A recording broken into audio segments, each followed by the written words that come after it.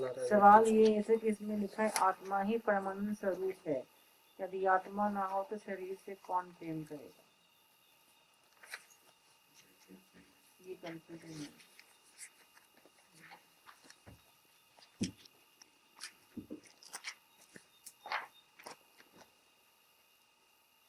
श्लोक कहता है कि अगर आत्मा ना हो तो शरीर से कौन प्रेम करेगा।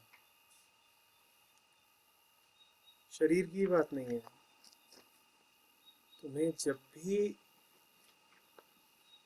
प्रेम का अनुभव होगा वो आत्मा से और आत्मा के प्रति ही होगा। आत्मा के अभाव में प्रेम हो नहीं सकता। उन्होंने उदाहरण दिया है कि आत्मा के अभाव में शरीर से कौन प्रेम करेगा। वो ये कहना चाहते हैं कि जब तक प्राण है शरीर में तभी तक उससे प्रेम रहता है। जिस शरीर में प्राण नहीं बचे उससे कोई प्रेम नहीं रहता है। प्राण को आत्मा की संज्ञा दी है, जो कि एक सीमा तक ठीक भी है, लेकिन बात को उसकी पूर्णता में देखना जरूरी है। आत्मा का अर्थ है तुम्हारा सत्य। आत्म तुम्हारा सत्य।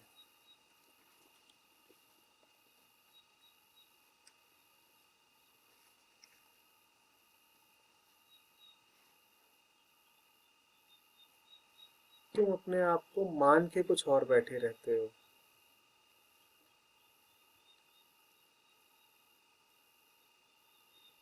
उस कुछ और मानने में जो तुम हो नहीं,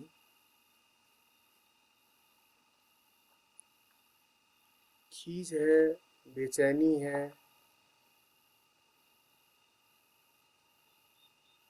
अड़चन है, मिसमैच है,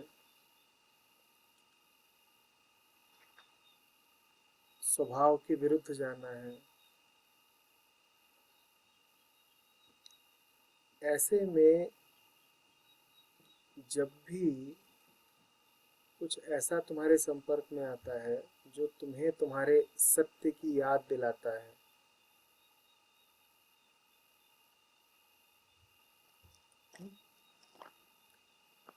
तुम उसकी तरफ खिंचोगे ही खिंचोगे।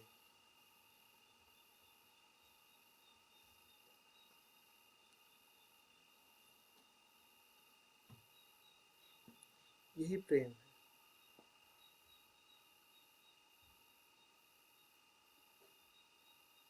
स्वास्थ्य की तरफ जाना यही प्रेम है, और स्वास्थ्य है आत्मा।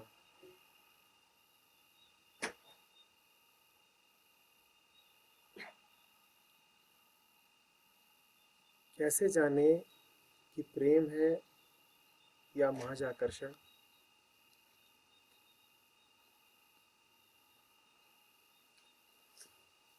सत्य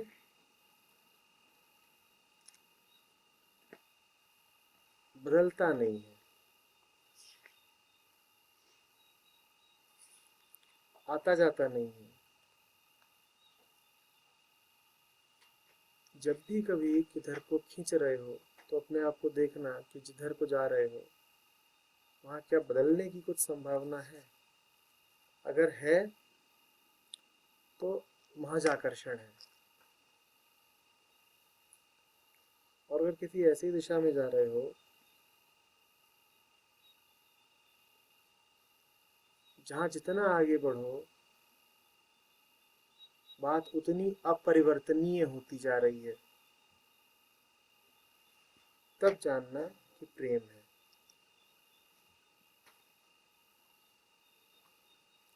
जहाँ बदलाव की गुंजाइश हो वहाँ मोह, लगाव, आकर्षण ये सब तो हो सकते हैं, प्रेम नहीं हो सकता। प्रेम सिर्फ सत्य का सत्य के प्रति, सिर्फ आत्मा का आत्मा के प्रति ही हो सकता है। असली और असली के संबंध का नाम है प्रेम।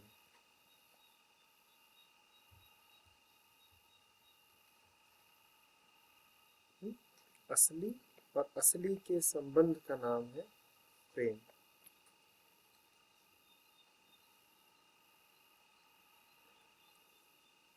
तो जाहिर ही है कि प्रेम सर्वप्रथम तुम्हारा तुमसे संबंध है, क्योंकि दो असली तो हो नहीं सकते, असली तो एक ही होगा। अगर असली और असली, आत्मा और आत्मा के संबंध का नाम प्रेम है, तो इसका अर्थ ये है कि प्रेम पूरे तरीके से एक आत्मिक घटना है, जिसका वास्तव में किसी दूसरे से कोई लेना देना नहीं है।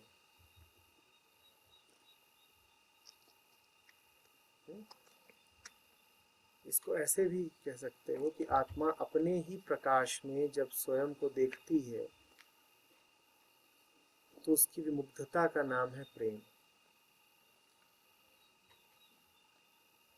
आत्मा का अपने ही प्रकाश में स्वयं को देखना और मुग्ध रह जाना, यही प्रेम है।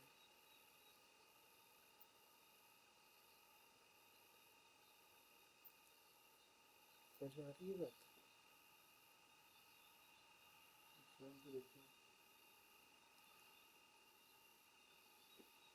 सत्य को देखो,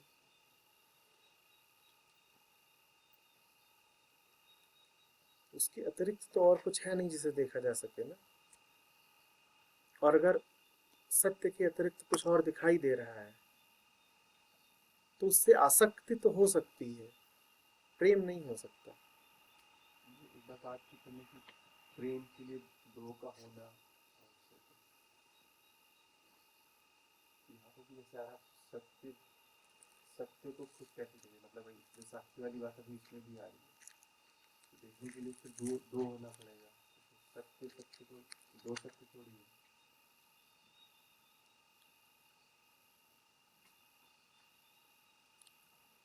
सत्य दो ही नहीं है, सत्य असंख्य है। सत्य असंख्य है,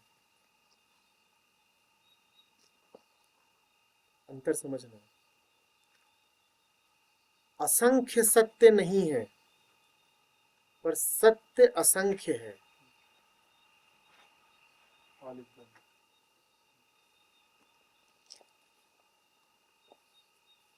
मैनी ट्रुथ्स नहीं होते, बट ट्रुथ इज मैनी।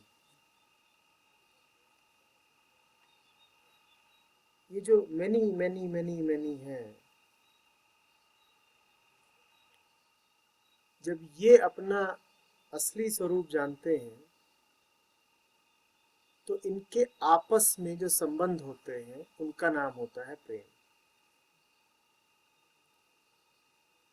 एक अंश जो स्वयं को पूर्ण जान चुका है,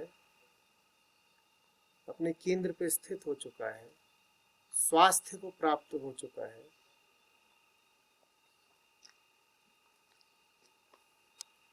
उसका जो संपूर्ण जगत से नाता होता है, उसका नाम होता है प्रेम। और याद रखना, जब तुम अपने केंद्र पर स्थित होते हो, स्वस्थ होते हो, तो दुनिया भी स्वस्थ होती है, क्योंकि दुनिया और कुछ है नहीं, तुम्हारा प्रतिबिंब है।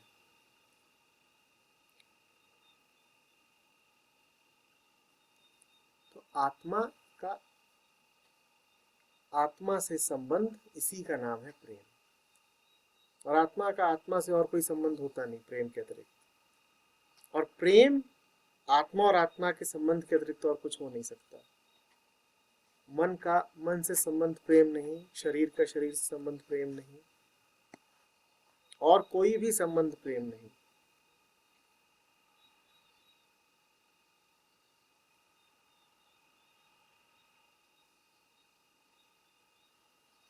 जिसका अर्थ ये है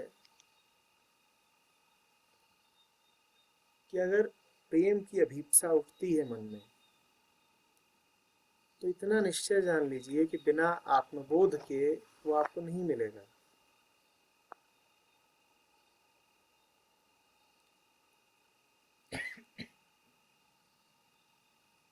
आपको बड़ा भ्रम है अगर आप सोचते हैं कि आप बिना स्वयं को जाने, सत्य को जाने, बिना पूरे तरीके से जागृत हुए प्रेमी हो सकते हैं, आप प्रेम को छू भी नहीं पाएंगे, आपकी जिंदगी बीत जाएगी। और अधिकांश मानवता ऐसी ही जीती है, 70 साल 80 साल 100 साल के होके मर जाते हैं, प्रेम का एक पल उन्हें नसीब नहीं हुआ होता है। हालांकि आप उनसे पूछेंगे तो कहेंगे कि हाँ हाँ, बड़ा सुखद स्वस्थ सामान्य जीवन है मेरा, मैंने प्रेम किया है, मैंने प्रेम पाया है, पर उन्हें कुछ मिला नहीं होता है। आत्मबोध के अभाव में, आत्मा के अभाव में प्रेम संभव नहीं है। और ये एक अच्छी खासी सजा है। जो आदमी अज्ञान से चिपटा रहे, अज्ञान के समर्थन में खड़ा रहे, उसकी सजा ही यही है कि उसका जीवन प्रेम से खाली रहेगा आखिरी दम तक। उसके जीवन में ऊब रहेगी, बेचैनी रहेगी, चिढ़ रहेगी, ईर्ष्या रहेगी, हिंसा रहेगी, इन सबको जानेगा। आसक्ति भी रह सकती है, मोह भी रह सकता है, वासना भी रह सकती है, प्रेम नहीं रहेगा। हाँ, वो वासना को और आसक्ति को और आकर्षण को प्रेम का नाम देता रहे तो दे सकता है, जिंदगी अपनी पूरी वो चाहे तो भ्रम में बिता सकता है, लेकिन प्रेम उसे कभी पता नहीं चलेगा। प्रेम मूढ़ों के लिए नहीं होता है। बेहोशी में कोई प्रेम नहीं होता।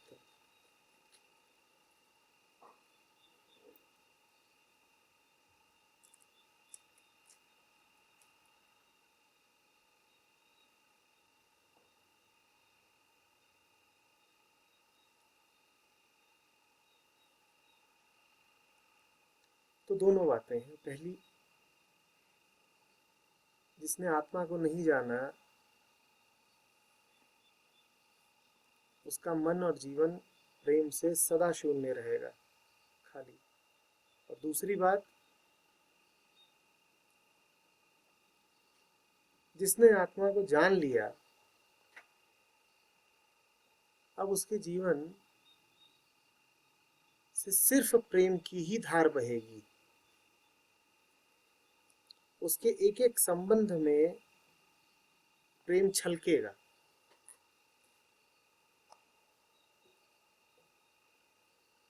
प्रेम के अतिरिक्त अब वो और कुछ हो नहीं सकता, बांट नहीं सकता। ये भी एक निर्विकल्पता ही है।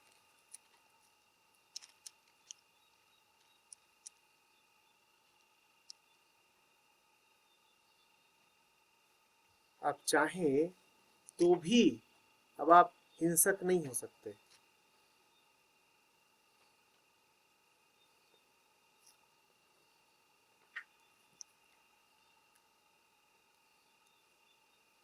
हिंसक होने